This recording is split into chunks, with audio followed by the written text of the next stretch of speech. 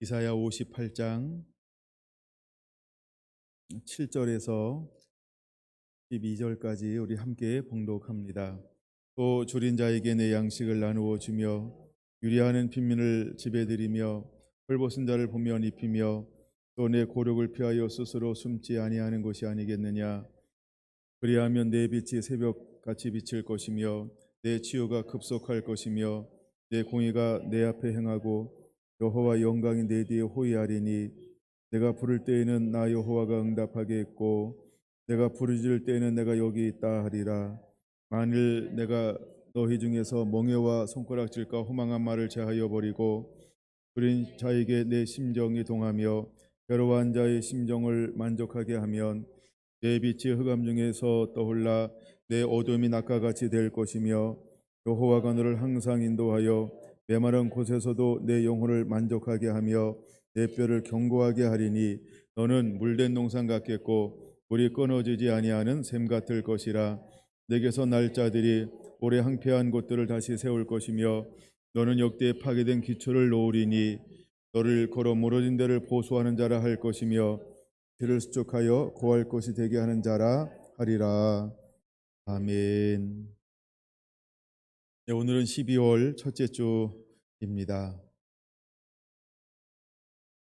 저희가 추수감사절을 보내고 이 말씀을 통해서 다시 한번 우리가 주시는 은혜를 또 주신 축복을 어떻게 기대할 것인가 라고 하는 이 마음을 좀 이렇게 불러일으키면 좋겠다, 이런 마음이 있어서 오늘 오전에는 이사야 58장의 말씀을 나누고 오후에는 계속 이어서 본받을 자들, 본으로 삼을 자들 선지자 20번째 다니엘서 6장을 통하여서 은혜를 받으려고 생각을 하고 있습니다. 이사야 선지자를 하나님이 세우시면서 이사야 선지자를 통해서 하나님이 가장 많이 하고 싶었던 그 아버지의 마음이 무엇이냐 하면 내가 너를 얼마나 사랑하는가, 아버지의 그 사랑하심을 드러내기를 원하시고 싶은 그 아버지 마음을 우리가 이사야서를 통하면 그런 게 막 너무나 많이 느껴져요. 아버지의 마음. 특별히 후반부로 가면 갈수록 아버지는 어디에 관심이 있냐 하면 시온의 회복, 시온의 영광이 나는 아침, 이런 것처럼 하나님이 이 시온의 영광을 이 땅 가운데 어떻게 회복하기를 원할까, 그것에 대한 아버지의 그 마음을 계속해서 선지자 이사야를 통해서 우리에게 보여주고 있습니다. 그 중에 한 부분이 어디냐 하면 바로 58장이에요. 58장. 하나님의 시온의 영광을 어떻게 회복하기를 원할까? 이 아버지 마음이 크게 들어져 있는 것이 58장. 정말 아버지가 하고 싶은 것 중에 하나가 이 12절을 실제로 이루어내기를 원하는 거예요. 12절은 무엇이냐면 오래 항폐한 곳들을 누가 다시 세울 것이냐, 무너진 길을 누가 다시 수축하여서 사람들이 돌아올 수 있도록 돌아오는 그 길을 누가 열어갈 것이냐. 그래서 돌아오는 길을 여는 자를 이사야는 누구라고 표현하고 있냐면 세례 요한. 이 사람을 이사야에서는 이렇게 표현하죠. 광야에서 외치는 자의 소리가 있어 가로되라고 말입니다. 그래서 그 길을 무슨 길이라고 말하고 있냐면 광야라고 표현하고 있는 거예요. 이 광야는 우리가 일반적 광야라고 하는 개념이 있지만 또 하나는 영적 광야라고 하는 것이죠. 그래서 아버지의 관계에서 무너져서 멀리 떠나서 모든 것이 폐허가 되어지고 마른 상태, 그래서 사막이 된 게 아니라 그냥 마른 상태, 광야가 된 거예요. 여러분, 광야에도 비만 내리면 얼마나 무거워지는지 몰라요. 제가 이스라엘을 경험하면서 두 가지를 다 보았어요. 이스라엘이 그 광야가 파릇파릇한 것도 보았고 또 광야가 메마른 것도 보았고, 근데 광야에는 수많은 생명들이 있다는 것이죠. 그래서 하나님은 이 광야에서 마지막에 외치는 자가 일어나게 될 것이다. 그래서 주의 오실 길을 예비하게 될 것이다. 근데 이 외치는 자의 소리의 주 방향이 뭐냐 하면 돌아오라는 거예요. 돌아오라는 거예요. 돌아오라. 오늘 하나님이 이 시대에도 동일하게 일어나서 외칠 그 한 사람을 하나님은 예비하고 또 찾고 있다라고 하는 것입니다. 지난 시간에 말씀을 나눌 때 사드락과 메삭과 아벳느고, 하냐냐, 미사엘, 아서라가 아니라 참 아사라, 이 사람이 뭐냐 하면 바로 숨겨진 씨앗이라는 거죠. 어떤 한 시대에 하나님께서 드러내서 쓰기를 원해서 예비되고 준비된 사람. 그래서 어떤 특정한 환경, 영적인 환경이 만들어졌을 때 그들은 발화하기 시작을 했다는 것입니다. 그래서 뜻을 정하였어요. 그러는 동시에 놀라운 은혜가 이 세 사람, 즉 네 사람에게 임하기 시작을 했어요. 여러분, 오늘날도 초자연적인 은혜가 막 임하기 시작하면 세상의 사람들은 뭐라고 이야기할까? 특별히 교회 안에 있는 사람들은 이런 사람들을 뭐라고 부를까요? 잘못된 거 아니야? 이 아니야? 뭐 초자연적인 거 좋아하는 것 같아. 애 이상해. 이단 아니야? 경계해. 조심해. 위험할 수 있어. 어쩌면 이렇게 이야기할 거예요. 왜요? 지혜가요 10배나 뛰어나요. 명철이요 10배나 뛰어나요. 분별력의 생각 차이가요 10배가 차이 나요. 그러니까 이 사람을 담아낼 수가 없어요. 담아낼 수 없으니까 교회 안에서 이 사람을 뭐라고 이야기할까요? 우리랑 다른데? 흐름이 다른데? 어디서 배운 거야? 야, 저건 뭐야? 신기한 거 아니야? 그냥 신기한 걸 지나서 신비라고 자꾸 표현해요, 사람들은. 신비라고. 예, 원래 신비해야 되는데 안 신비한 게 이상한 거고 신비한 게 정상이에요. 예, 하여간 막 이런 현상들이 누구한테 일어났습니까? 예, 사드락과 메삭과 아벳느고를 비롯한 다니엘에게 이러한 일들이 일어났다는 거예요. 마찬가지로 이사야 58장 12절에 그 오래 항폐한 곳들을 다시 세울 사람들은 어떤 사람이어야 할까? 그렇죠. 하나님의 은혜를 듬뿍 받아서 이렇게 뭐 몇 배인지는 모르겠어요. 그러나 어쨌든 하나님의 은혜를 듬뿍 받아서 이것을 가지고 나갈 수 있는 사람. 그 다음에 두 번째, 역대 파괴된 기초를 놓기 위해서 어떤 사람이 필요할까요? 하나님의 사랑을 가득 받아서 마음껏 흘려보내고 나누어 줄 수 있는 이 사람들이요. 제가 잠언 11장에서 참 이 말씀 한번 이렇게 읽고 난 다음에 붙들리는 말씀이 이거예요. 가도 아껴도 더욱 가난하게 될 뿐이거늘 흩어 구제해도 더욱 부하게 되는 일이 있나니. 이게 우리가 어쩌면 일반 상식하고는 반대되는 말이잖아요. 근데 그걸 누가 하시겠다는 거예요? 그러니까 누가 이걸 주장하고 있다는 걸 보여주는 거예요. 막 흩어졌는데, 마음껏 흩어졌는데 더욱 부하게 되는 일이 있대요. 와우. 그렇죠? 여러분, 우리가 흘려보내고 또 흘려보내면 누가 많이 생기든가요? 친구들이요. 마음과 마음을 주고받을 수 있는 친구들이 만들어져요. 근데 아끼면 어떤 일이 일어날까요? 사람들이 자꾸 떠나가요. 혼자 비유에서도 그렇죠? 있을 때는 막 붙어요. 없으니까 떠나가는 거예요. 근데 하나님은 우리에게 뭘 하라고 말하고 있냐 하면 흩어 구제하라고 하는 거예요. 그러니까 내 것을 마음껏 나누어 줄 수 있는 그 삶을 살았을 때 하나님이 우리에게 정말 주기 원하는 게 뭐냐 하면 오래 항폐한 것들을 다시 세울 사람들, 그다음에 무너진 기초를 다시 놓을 사람을 하나님은 이 시대에 일으키고 또 찾고 있다는 겁니다. 그러면 12절의 삶을 살아내기 위해서 우리 안에 뭐가 회복되어야 될까? 이걸 우리는 예배라고 말합니다. 우리 안에 워십이 회복되어지는 거예요. 아버지와 나와의 관계, 할렐루야. 그다음에 우리가 프레이즈라고 하는 이 찬양이 회복되는 거예요. 이 찬양과 경배가 회복되어지는 거예요. 우리가 하나 앞에 나와서 친밀한 가운데 누리는 것은 하나님을 이렇게 바라보는 의미도 있지만 또 하나 뭐냐 하면 내 영이 하나님을 향하여서 찬양과 경배를 올려드리는 것이죠. 이런 말 있잖아요. 별과 별들도 하나님을 노래하고 하나님을 찬양한다고요. 각각 그냥 반짝이고 떠 있는 것처럼 보이지만 그 모든 것들이 하나님을 찬양한대요. 또 이런 표현도 있지 않아요? 모든 이 나무들이, 모든 숲속에 있는 모든 것들이, 살아있는 이 생물체들이 뭐 한다고요? 우린 그냥 부스럭부스럭거리는 거 하고 바람에 흔들리는 것 같고 나름대로 소리를 발하는 것처럼 느껴지지만 하나님이 볼 땐 그것이 뭘 한다고 그러죠? 이 모든 것들이 하나님을 경배하고 하나님을 찬양한다는 것이죠. 이런 것처럼 이제 우리가 길을 수축하는 자를 하나님 어떤 사람들을 세울 것인가? 하나님이 무너졌던 이 오래 항폐한 것들을 다시 세울 사람들을 어떤 사람들을 세울 것인가? 여러분, 하나님의 소망은 바로 이런 사람들에게 하나님의 소망을 가지고 있다는 것입니다. 마지막 주 오심을 예비한, 그래서 모든 열방이 주께로 돌아오게 하기 위해서 하나님 이 사람들을 반드시 찾고 또 찾고 있다는 것이죠. 우리가 정말로 말씀을 넓은 의미에서 강하게 붙잡음으로 이렇게 마지막 때 쓰임받는 하나님의 사람들이 되기를 예수님의 이름으로 축원을 드립니다. 그런데 12절을 하기 위해서 우리에게 한 번에 이것이 되는 것이 아니고 우리가 기본적인 삶을 살아내기 시작할 때 하나님의 은혜가 임하고 또 그것을 누리면서 또 단계 이렇게 어떤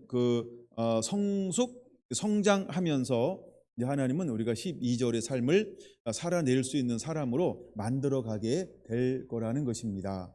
할렐루야. 다시 한번 이 말씀을 좀 살펴보려고 합니다. 우리가 이 말씀을 좀 오래도록 꾸준하게 다루었고 또 우리 삶 가운데 많이 실천하고 있고 또 이것이 우리의 삶에 하나의 어떤 계속해서 이렇게 습관이 되기를 원하는 말씀 중에 하나라고 말씀을 드렸습니다. 네, 다시 한번 나눠봅니다. 이걸 제가 1단계, 2단계, 3단계라고 하는 표현을 이해하기 좋도록 하기 위해서 그렇게 표현하고 있습니다. 1단계에서 해야 될 일이 4개가 있어. 4개 하면서 우리는 6가지를 기대해야 한다. 이게 1단계입니다. 그럼 먼저 우리가 해야 할 일을 한번 7절에서 살펴보려고 합니다. 준비됐나요? 우리가 무엇을 해야 할까? 우리가 해야 될 일은 줄인 자에게 양식을 나누어 주어야 합니다. 우리가 이것을 먼저 해야 되고 1이라고 적어놓고요. 2는 뭘까요? 유리하는 빈민을 집에 들여야 합니다. 3이라고 적어놓고요.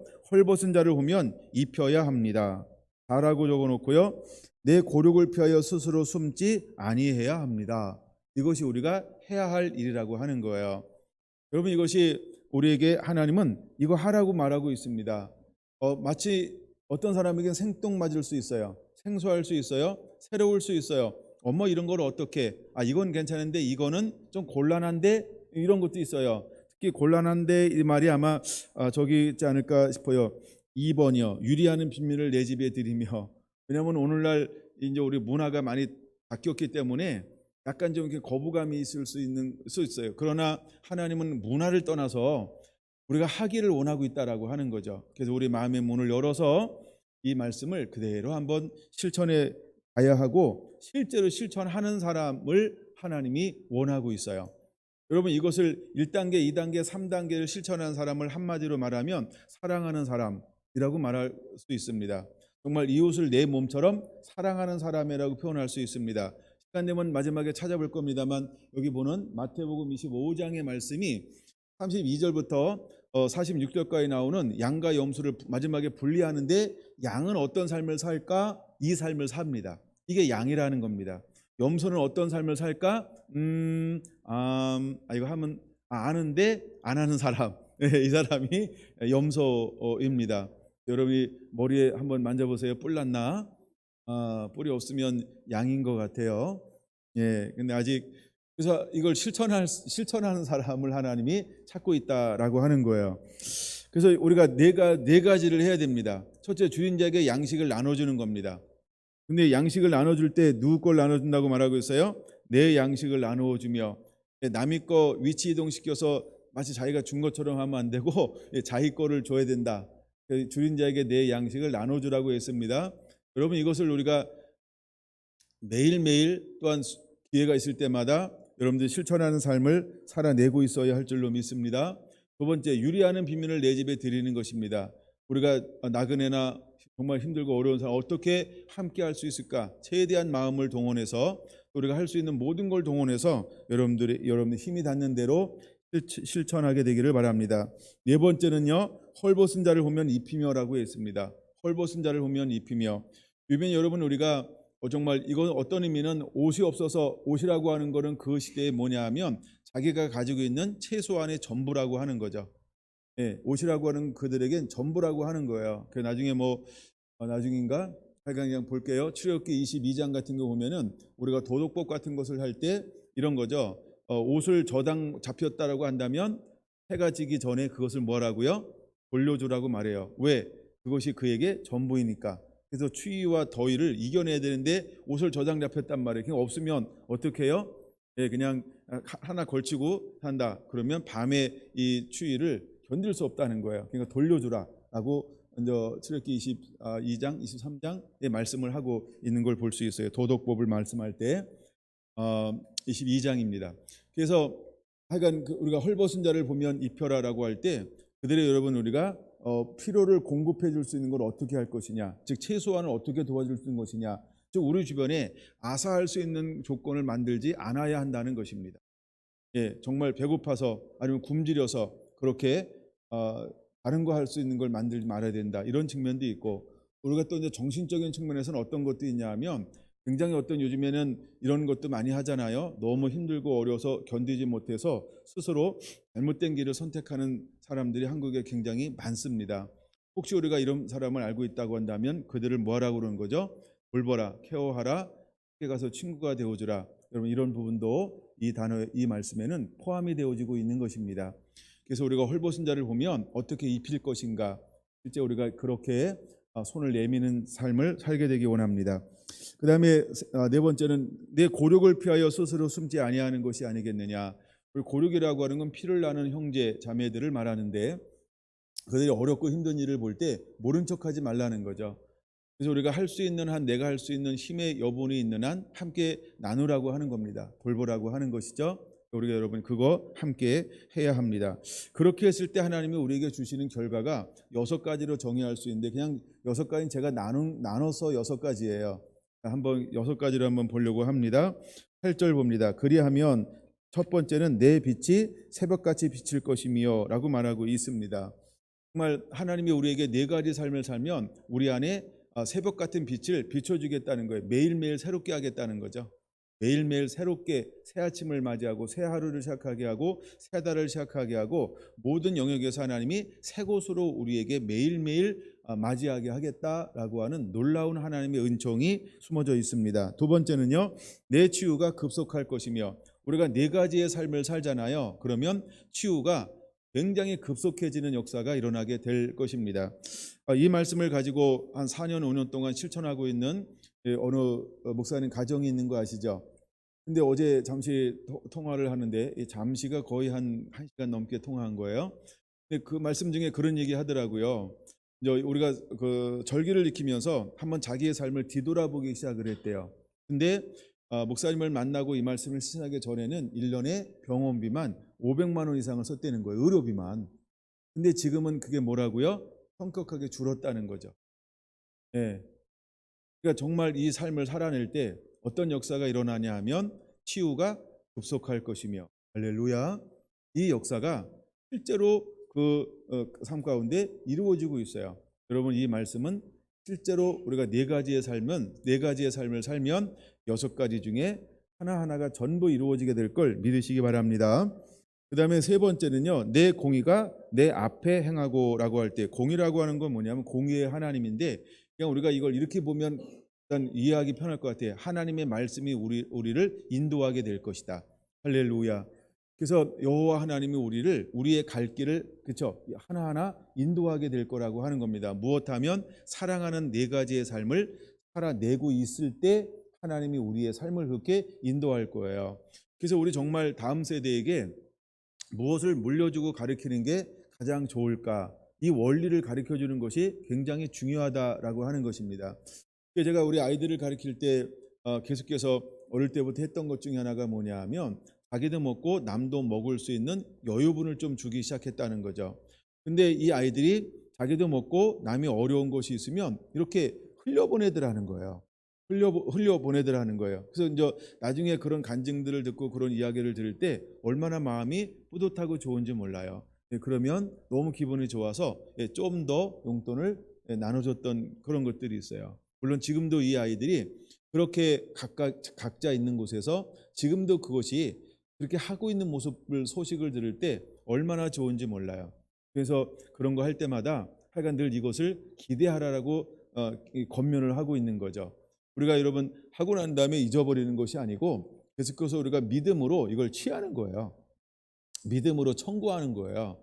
그걸 하나님 이런 말씀하지 않아요? 내 기도와 구제가 내 앞에 상달되었다.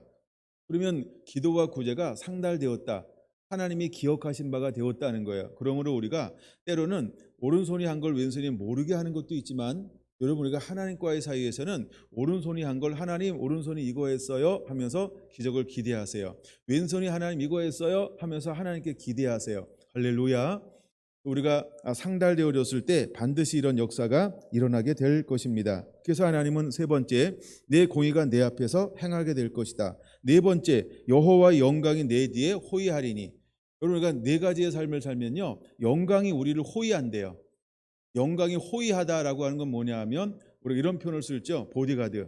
영광이 우리를, 보디가드가 뭐 하는 거예요? 우리를 지켜주는 역할을 하는 게 보디가드죠. 그런 것처럼 여호와의 영광이 우리를 옷 입혀줘요. 네, 그래서 제가 운전하고 우리 다닐 때마다 늘 기도하는 게 있어요. 천군 천사를 보내어 주시옵소서. 앞뒤 좌우 옆 안전하게 하실 주님을 찬양합니다. 천사가 나와 함께 동행하게 하시니 감사합니다. 막 하여간 이렇게 막 기도해요. 그렇게 기도하면 일단 기분 너무 좋죠. 그리고 실제로 머릿속으로 그려요. 천사가 몇 분이나 오셨을까 이렇게 몇 천사를 파송해 줬지 이러면서 이제 막 그리기도 해요. 근데 어느 날은요, 하나님이요, 눈을 열어서 천사를 보여준 적도 있어요. 그러면 그렇게 막 100km로 달리는데 천사가 차 위에 앉아가지고 함께 가는 거예요. 와우, 너무 근사하고 멋있지 않아요? 네, 듣고 여러분만 오래 기억하시면 됩니다. 네, 그래서 하나님이 실제로 우리와 함께 하신다는 거예요. 네, 그래서 뭐라고요? 내 여호와 영광이 너를 호위하게 될 것이다. 무엇을 하면서? 네 가지를 하면서 이 6가지를 계속 입으로 기도하는 거예요. 그리고 선포하는 거예요. 4가지 하면서 이런 일이 내게 일어나게 될지어다, 이런 날이 일어나게 하시는 하나님을 찬양합니다라고 하면서 믿음으로 계속 고백하고 선포하게 되기를 바랍니다. 그 다음에 5번째인데 9절입니다. 내가 부를 때 나 여호와가 응답하겠고. 우리가 주여라고 부를 수 있습니다. 이게 뭐야? 기도하는 거죠. 그분을 초청하는 거죠. 내 삶 가운데, 내 영역 가운데. 또 하나님과 우리가 그분을 초청할 때 하나님은요, 우리의 기도에 응답하시는 하나님. 여러분, 그 하나님을 만날 수 있습니다. 뭐 하면? 4가지를 실천하면서.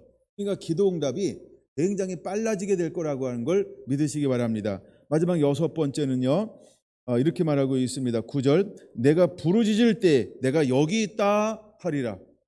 우리가 부르짖는다 이 말은 뭐예요? 굉장히 위급할 때, 급할 때, 그때는 뭐 너무 급할 때는 아무 말이 표현이 안 되잖아요. 그러면 그때는 그냥 주야 이 한마디에, 그 아바치 이 한마디에 하나님이 뭐라고 말한다고요? 내가 여기 있다. 그럼 이것보다 더 안정감을 얻을 수 있는 단어가 있을까요? 하나님이 함께 한다는 거예요. 나 혼자 있는 걸로 알았는데 그분이 나와 함께 하고 있다는 거예요. 나를 도우시겠다는 거예요. 나를 살피고 있다는 거예요. 내가 지금 어떤 일이 어떤 상황이 있는지 하나님이 다 아신다는 거예요. 이것보다 더 위로를 얻을 만한 단어가 있을까요? 4가지 하면 하나님이 우리를 그렇게 대우하시겠다는 거예요. 할렐루야. 여러분, 우리가 4가지 실천하면서 6가지를 매일매일 입으로 고백하시기 바랍니다. 그게 1단계예요. 우리가 1단계의 삶을 충분히 살아내고 있어야 합니다. 그럴 때 2단계로 올라갈 수 있어요. 1단계의 삶을 충분히 살지 못하면 2단계 머리로 가는 거 굉장히 힘들어요. 1단계하고 2단계는요, 굉장히 중요한 차이점이 있기 때문에 그런 거예요. 1단계는 누워서 떡 먹기 아무나 할 수 있는 거, 하원이도 할 수 있고 하민이도 할 수 있는 거예요. 이게 1단계예요. 마음 먹으면 할 수 있는 게 1단계예요. 근데 2단계는요, 마음 먹은다고 다 되는 게 아니고요, 좀 더 힘쓰고 애씀, 무엇인가 들어가야 되는데 무엇이 들어가야 할까? 한번 2단계 살펴볼까요? 첫 번째 2단계 해야 될 일 3가지가 있습니다. 무엇을 해야 할까? 9절 동그랑땡 다음부터 만일 1이라고 적어놓으세요. 내가 너희 중에서 멍에와 손가락질과 허망한 말을 제하여 버리라. 2단계에서 주님은 우리에게 이 첫 번째에서 3가지를 요구합니다. 뭘 제하여 버리길 원하냐 하면 멍에, 손가락질, 허망한 말을 제해버리기를 원하고 있다라고 하는 것입니다. 그럼 이제 우리가 1단계에 충분한 사랑하는 삶을 살고 이웃을 사랑하고 우리 주변을 사랑하기 시작하면 자연적으로 없어지는 게 뭐냐 하면 멍에를 지우지 않습니다. 그러니까 이 말이에요. 남 탓 안 합니다. 남 탓하는 게 현격하게 줄어듭니다. 왜? 1단계의 사랑하는 삶을 살아가고 있기 때문입니다. 근데 만약에 우리가 1단계의 삶을 나눔의 삶, 사랑의 삶, 자비의 삶, 긍휼의 삶을 못 살잖아요. 그러면 여전히 우리 가운데 무엇이 있냐면 자기는 괜찮은데 누구누구 때문에 이러면서 자꾸 남 탓합니다. 남 탓하면서 자꾸 말로 뱉는 게 다른 의미로 뭐라고 말 억압이라는 표현을 쓸 수 있습니다. 억압이라고 하는 말은 무슨 의미가 있을까요? 무겁게 짐을 올려놓는다 이런 의미예요. 우리가 소에다가 뭐를 이렇게 얹어놓죠?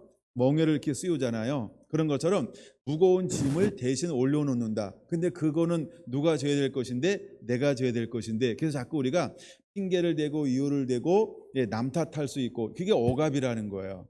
그래서 우리가 1단계를 충분히 사랑하는 삶, 자비의 삶, 긍휼의 삶, 나눔의 삶, 헌신의 삶, 섬김의 삶을 살면 이제는 문제가 그 사람일까요? 나에게 있을까요? 이 생각이 정말 근본적으로 변화가 일어나요. 그래서 뭐가 재해지냐면요. 전에는 많이 억압했단 말이에요. 근데 이제는 억압이 점점 줄어들어요. 그 다음에 똑같은 억압인데 옛날에는 10톤의 무게를 줬다고 한다면 이때는요. 솜털처럼 가벼운 0.05g 이렇게 막 있는지 없는지 모를 정도로 이렇게 똑같은 억압인데 무게가 달라요. 그래서 이것을 하나님은 제해버리라 이렇게 말하고 있어요. 그래서 2단계에서는 첫 번째 하는 것이 억압을 제해버리는 겁니다. 두 번째 하나님이 하길 원한 건 뭐냐 하면 손가락질을 제해버리라 이렇게 말하고 있죠. 손가락질이라고 하는 건 뭐냐 하면요. 경멸하고 조롱하고 멸시하는 어떤 이런 마음에 이것이 일어나지 않아요. 그래서 손가락질을 하지 않죠. 보통 이제 손가락질 한다 그럴 때 이런 식으로 많이 쓸 수 있어요. 의그 이런 거요. 이런 거요. 그다음에 손가락질 하면서 꼭 나오는 것 중에 하나가 예언을 많이 하잖아요. 내가 그럴 줄 알았어. 그러면서 혓바닥 치는 거 있잖아요. 예, 그럴 때 다 예언가가 되잖아요. 선지자가 그럴 줄 알았어 이런 거. 근데 이걸 제해버리라는 거예요. 그래서 우리가 경멸하고 조롱하고 멸시하는 거 이거가 없어진다는 거예요. 할렐루야. 여러분 우리 안에 근데 1단계의 삶을 살면 이것이 자동적으로 없어지는 걸 자기 삶에서 경험하게 될 거예요. 근데 아직 2단계 아니에요. 1단계 충분히 살면 2단계도 더불어 오는 거예요. 예, 더불어 오는 거예요. 그런 은혜가. 그다음에 세 번째 뭐냐면 허망한 말을 제해버리라 이렇게 말하고 있어요. 허망한 말이라고 하는 건 뭐냐면 첫째 거짓말, 속임수, 비난 이런 거요.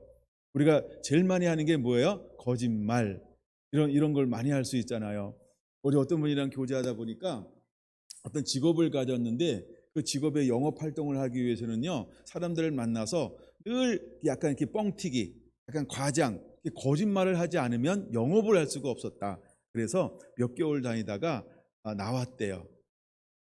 거짓말 하자면 영업할 수가 없어서. 예, 그런 이야기를 하더라고요. 그렇죠? 그 허망한 말입니다.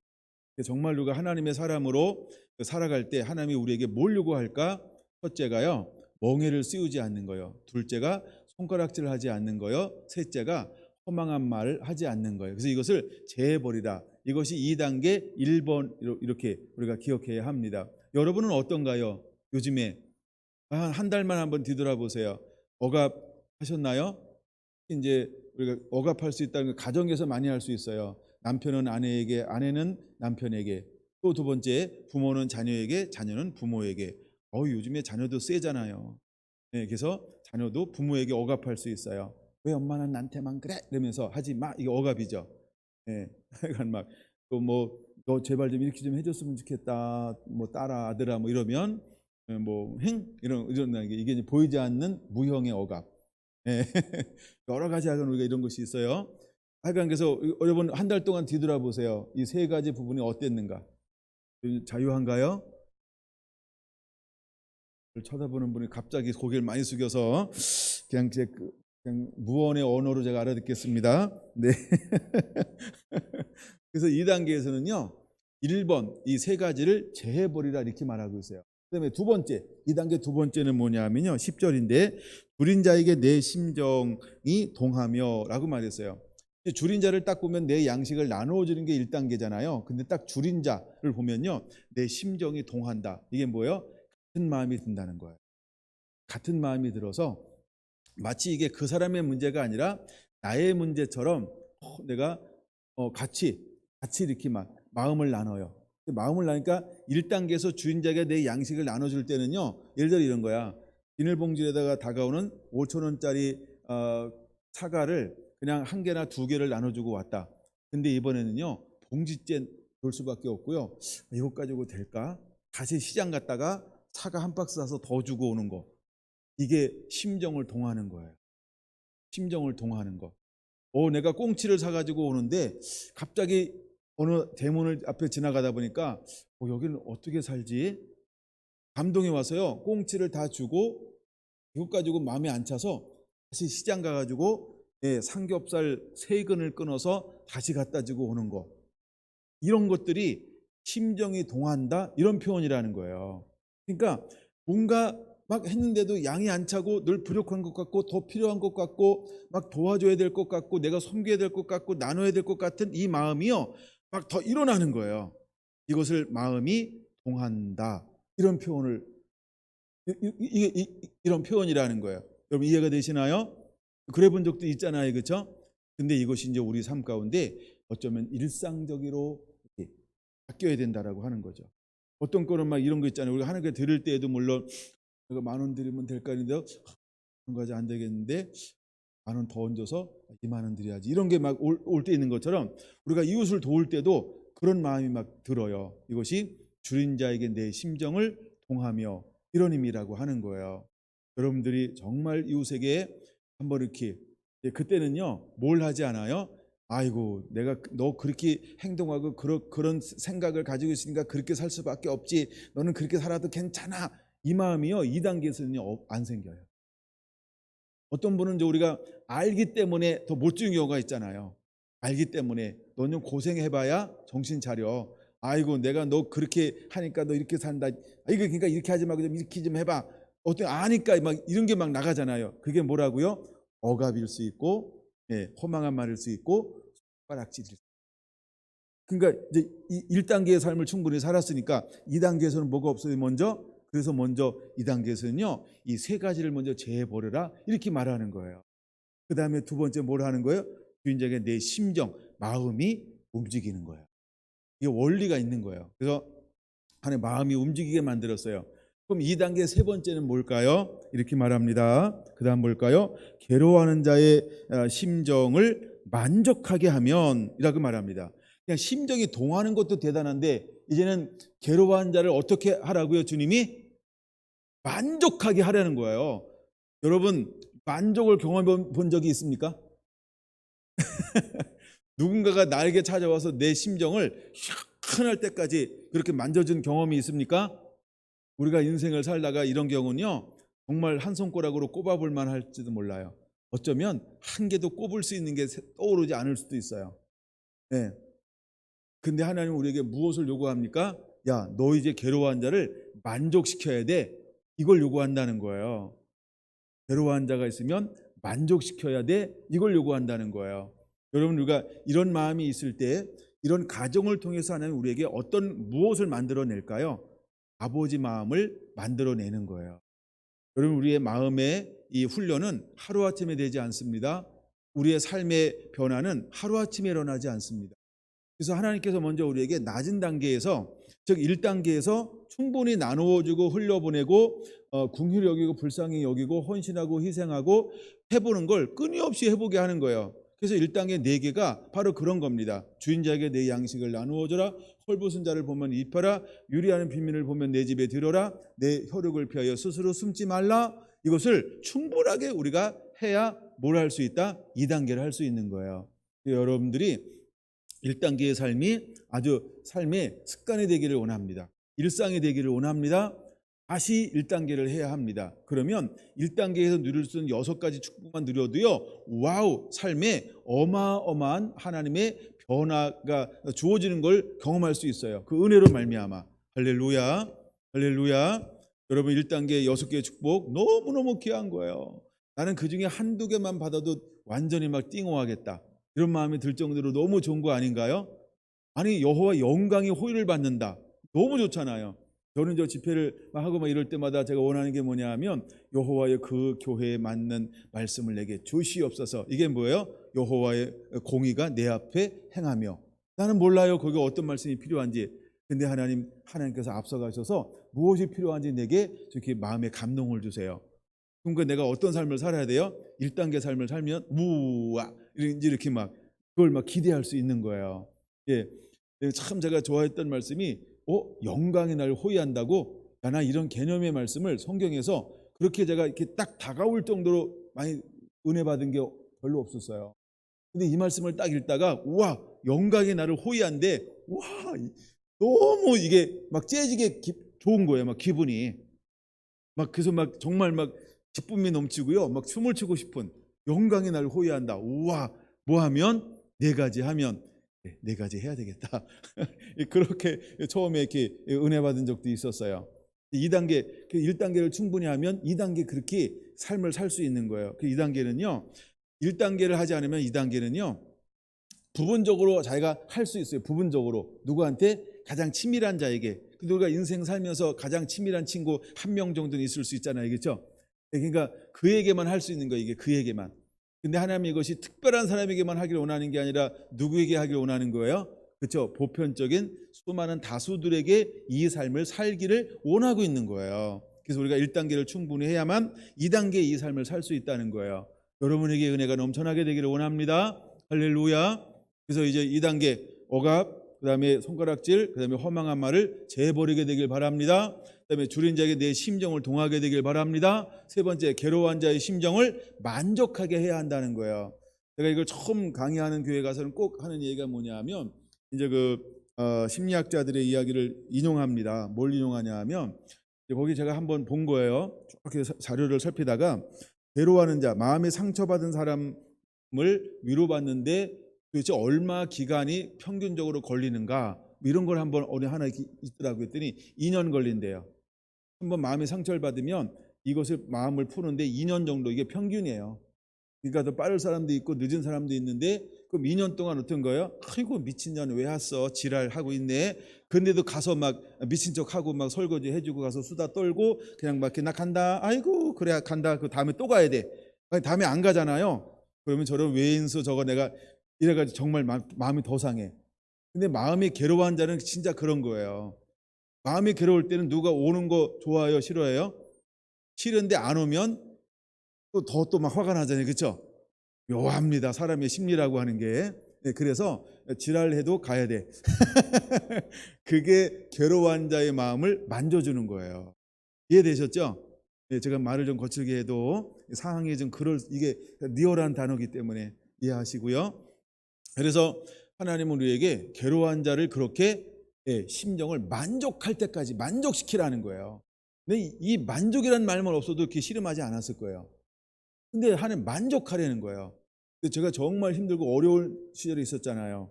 2000년 중반을 이렇게 보낼 때 정말 그 힘듦을 경험할 때 정말 우리 성도들이 또 우리 사랑하는 가족들이 너무 품어준 거.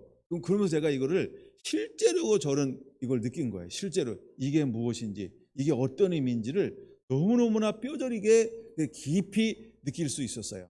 아 그런 거로구나. 그래서 이거는 상대와 상관하지 않고 뭘 하는 거냐 하면 나와 아버지과의 관계에서 이 사랑하는 정상적인 약간 그런 마음을 갖고 그냥 문제가 있는 곳으로 나를 던지는 거예요. 그러면 나는 누가 위로하고 치료해 주세요? 하나님이. 그러면 나를 통해서 누가 일하세요? 하나님이. 그러니까 문제가 있는 곳으로 나를 던지는 것이다. 이게 2단계라는 거예요. 그래서 하나님께서 에스겔을 보내면서 어떤 환경에 보낸다고 그랬어요? 얼굴이 뻔뻔한 곳, 하나님을 배반한 곳, 찔레와 가시와 정갈이 있는 곳, 그곳을 보내잖아요. 근데 2단계라고 하는 건 그런 거예요. 괴로워하는 자가 어떤 상태일까요? 그렇게 배반한 사람이요, 마음이 굳은 사람이요, 생각이 아주 막 찔러도 피도 안 나오는 사람이요, 이런 사람한테 하나님이 가는 게 괴로워하는 자라는 거예요. 근데 하나님은 뭐라 그랬어요? 그 사람을 만족하게 할 수 있니? 이렇게 말하는 거예요. 그러니까 이런 삶을 살 때 그 사람과 상관하지 않고 하나님 우리에게 주시는 6가지 은혜가 있어요. 궁금하나요? 그러면 우리가 이제 이 삶을 살 때 그 사람과 상관하지 않고 우리에게 하나님은 6가지 은혜를 주기 때문에 이걸 품어낼 수 있는 거예요. 6가지 은혜 한번 살펴볼까요? 첫 번째 10절 중반인데요. 1 이렇게 적어 놓으세요. 내 빛이 흑암 중에서 떠올라. 할렐루야. 이제 흑암 중에서 빛이 떠오르기 시작할 거예요. 그럼 내가 1단계를 살아도 내 삶 가운데, 마음 가운데, 내 삶의 영역에 어떤 부분이 있어요? 또 어두운 부분이요, 침침한 부분이요, 뭔가 이렇게 밝음만 있는 것이 아니라 약간 이렇게 날씨 흐림. 지금 태양이 떴을까요, 안 떴을까요? 떴는데 구름이 가리니까 어떻게 보여요? 네, 제 옷처럼 보이죠? 희색. 네, 근데 저 뒤에는 뭐가 있는 거예요? 태양이요. 그런 것처럼 1단계를 살아도 내 삶 가운데 뭐가 남아있을 수 있다? 어두움이 남아있을 수 있다. 근데 2단계의 삶을 살잖아요. 어떤 일이 먼저 일어난다고요? 내 빛이 흑암 중에서 떠올라. 그러면 흑암이 어떻게 할까요? 점점 물러가서 이제는 쨍하고 해뜰 날 돌아왔네. 네, 정말 이제 햇빛만 비치는 그런 놀라운 역사가 일어나는 거예요. 할렐루야. 그다음에 두 번째 어떤 일이 일어날까요? 2라고 적어 놓으시고요. 내 어두움이 낮과 같이 될 것이며. 우리 삶 가운데 있었던 어두움이요, 나도 모르는 가운데 어둠을 찾아볼 수가 없어요. 슬픔을 찾아볼 수가 없어요. 예, 예. 그 낮과 같이 내 삶이 늘 뭐예요? 밝음이에요. 늘 해 떠 있으며. 예, 달맞이 꽃은 못 봐도 속상해하지 마세요. 예, 아마 해바라기를 보는 기쁨으로 대체하시면 되겠습니다. 우리 삶 가운데요, 낮만이 존재하는 그런 은혜가 임하게 된다는 거예요. 할렐루야. 그다음에 3이라고 적어놓고 11절로 갈게요. 여호와가 너를 항상 인도하여 메마른 곳에서도 내 영혼을 만족하게 할 것이다. 이렇게 말하고 있어요. 여러분 보세요. 줄인 자에게 내 심정이 동하며 괴로워하는 자의 심정을 만족하게 하며. 이건 어디예요? 그렇죠? 메마른 곳이죠. 내 마음이 상한 곳이죠. 근데 우리가 이것을 일방적으로 가서 품어내면 하나님은 우리를 어떻게 하시겠다는 거예요? 여호와가 너와 함께하여 메마른 곳에서도 내 영혼을 만족하게 하며. 그래서 그들을 품어낼 수 있는 거예요. 메마른 곳에서도 내 영혼을 하나님 늘 만족하게 하니까요. 딴 사람들은 막 억압을 하고 손가락질을 하고 허망한 말을 한다 할지라도 하나님은 누가 날 뭐라고 해도 나는 하나님 어떻게 만들어줘요? 메마른 곳에서도 내 영혼을 자꾸 만족하게 하잖아요. 만족하게 하잖아요. 할렐루야. 그래서 우리가 가서 상처받고 오는 것이 아니고요, 좀 갔다가 약간 이렇게 오다가 오는 동시에 하나님께서 만족하게 해서 이렇게 다시 완전히 회복되는 상태. 생각만 해도 너무 기쁘죠. 하나님이 이런 은혜를 우리에게 주시겠다는 거예요. 할렐루야. 그래서요, 선교지 갈 수 있는 거예요. 그래서 복음이 필요한 곳에 갈 수 있는 거예요. 그래서 가장 극적인 표현이 이런 거 아닐까 싶으네요. 아골골짝 빈들에도 복음 들고 가오리다. 정말 어두움이 있는 곳, 상처가 많은 곳, 죄악이 많은 곳, 타락한 그곳에도 우리가 복음 들고 빛을 들고 갈 수 있는 이유가 뭐냐 하면, 그 메마른 곳에도 하나님은 내 영혼을 어떻게 하신다? 만족하게 해주시니까요. 할렐루야. 지치지 않습니다. 상하지 않습니다. 번아웃되지 않습니다. 이게 진짜예요. 여러분 전부 그런 사람들이 되기를 예수님의 이름으로 축원합니다. 몽땅 그런 은혜가 임하게 되기를 예수님의 이름으로 축원합니다. 그 다음에 몇 번째인가요? 4번째 한번 살펴볼까요? 내 뼈를 견고하게 할 것이다. 이게 4번째 축복이에요. 뼈라고 하는 건 어떤 의미가 있냐 하면 우리의 건강이요, 건강.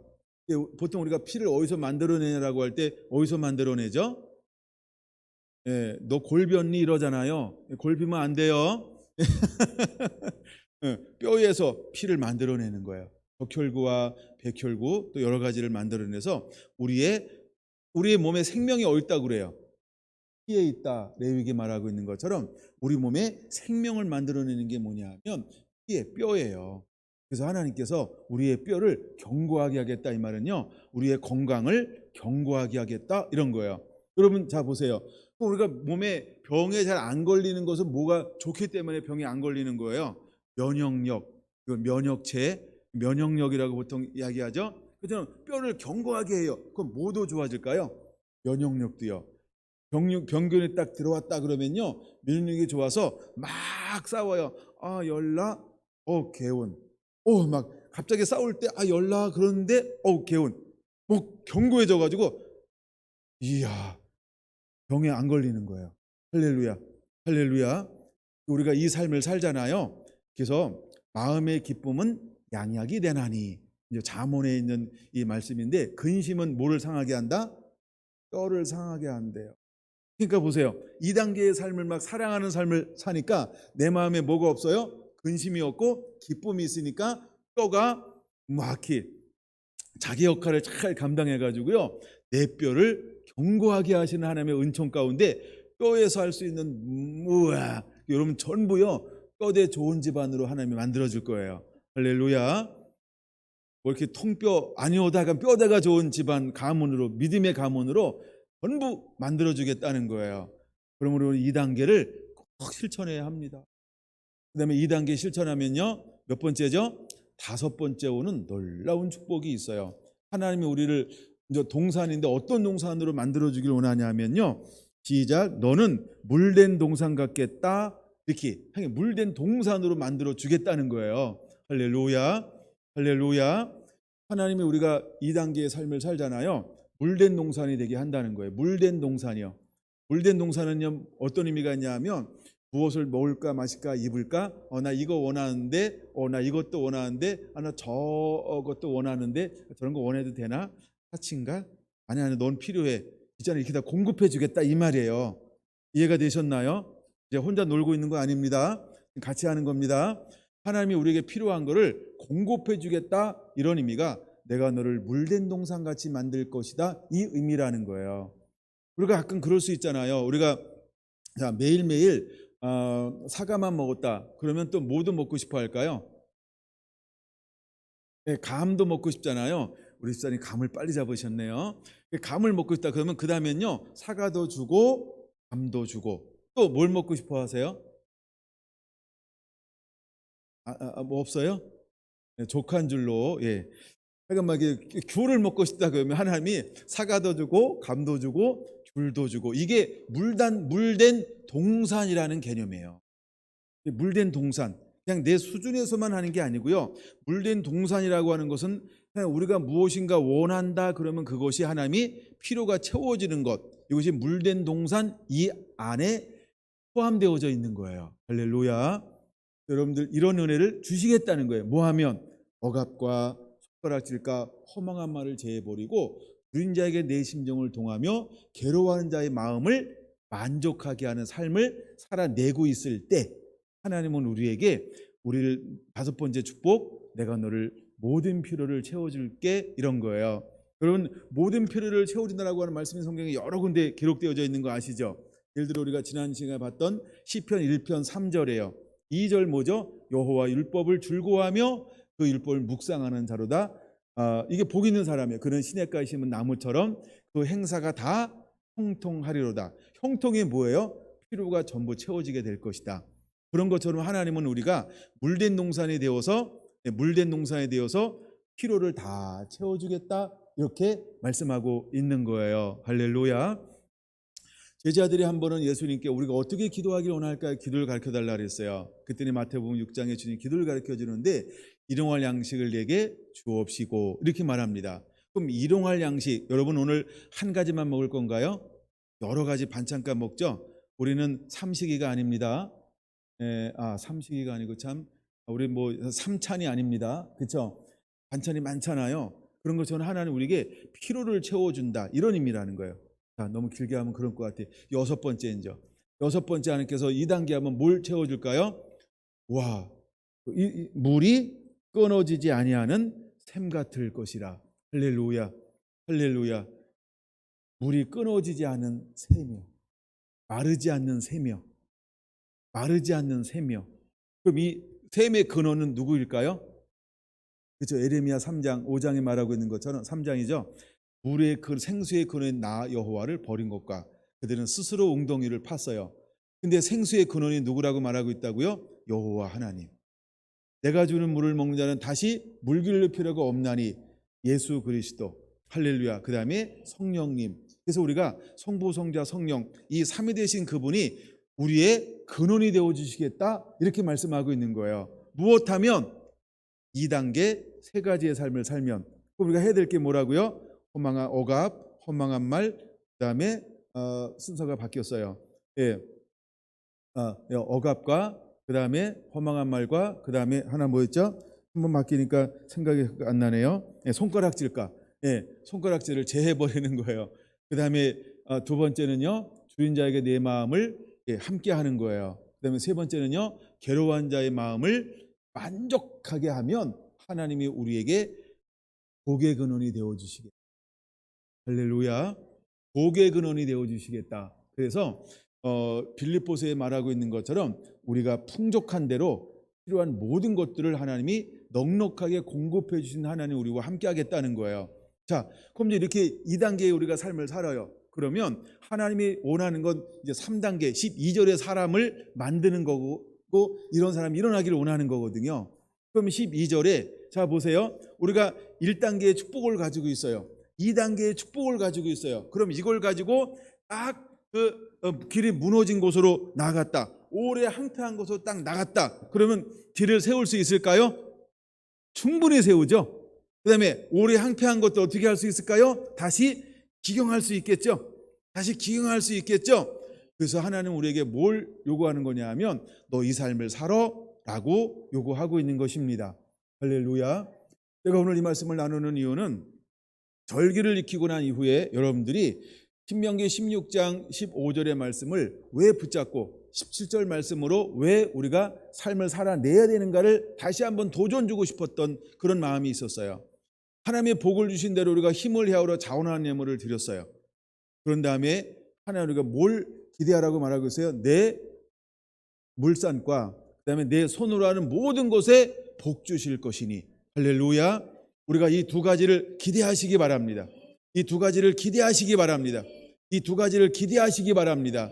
하나님이 더 좋은 것으로 채우셔서 하나님이 이렇게 58장의 사람으로 우리를 만들어 가기를 원하는 거예요. 그래서 하나님의 때가 되면 하나님이 다니엘과 사드락과 메삭과 아벳느고가 딱 때가 되니까 드러내셨던 것처럼 우리들도 하나님이 어떤 환경에 딱 만나서 때가 되면 한 분 한 분을 그렇게 존귀하고 귀하게 드러내실 겁니다.